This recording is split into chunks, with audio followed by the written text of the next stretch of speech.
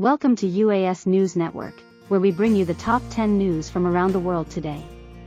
I'm your host. In the Middle East, Israel has launched a massive operation on a Palestinian camp in the West Bank, killing at least 4 Palestinians and injuring dozens more. The Israeli army says it is targeting militants who have been firing rockets at Israel, but Palestinians say the raid is a collective punishment and a violation of their rights. In Europe, France is trying to calm down the riots that have erupted across the country for almost a week, sparked by a new law that restricts filming of police officers. French mayors have called for a rally against extreme violence and in support of democracy and the rule of law. The government has promised to revise the controversial law, but some protesters say it is not enough. Also in Europe, Swedish activist Greta Thunberg has accused Russia of ecocide in Ukraine, meaning the deliberate destruction of the environment. She says Russia is fueling the conflict in eastern Ukraine, where fighting between Ukrainian forces and Russian-backed separatists has killed thousands of people and displaced millions more. She also says Russia is exploiting Ukraine's natural resources and polluting its air and water.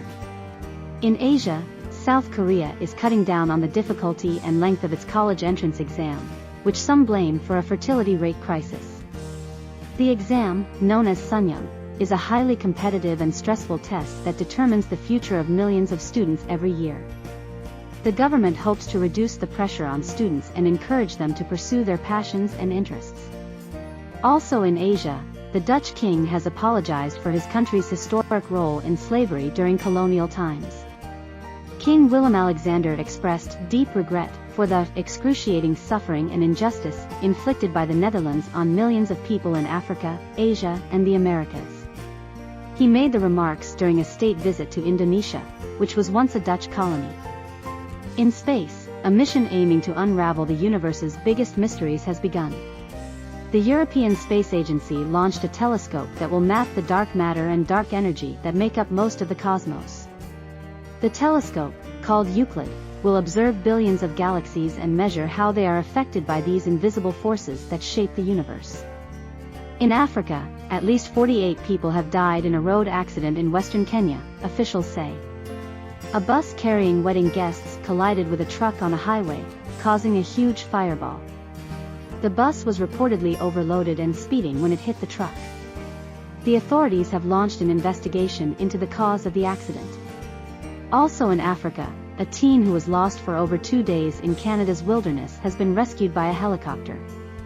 The 16-year-old girl was hiking with her family in British Columbia when she got separated from them. She survived by drinking water from a creek and eating berries, before being spotted by a search team. She was airlifted to a hospital and is expected to make a full recovery. In South America, Ethiopia has applied to join BRICS, a bloc of emerging economies that includes Brazil, Russia, India, China, and South Africa. Ethiopia says it wants to boost its trade and investment ties with these countries and benefit from their cooperation on global issues.